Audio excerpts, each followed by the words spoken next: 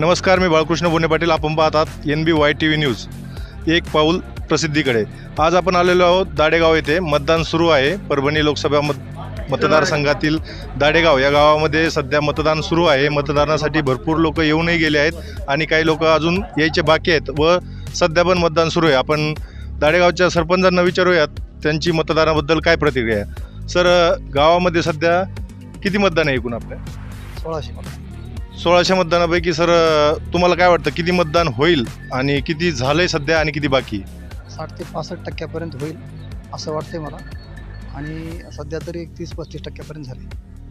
जे लोक गावात असूनही कधी कधी मतदानाला येत नाही अशा लोकांसाठी तुम्ही काय सांगा?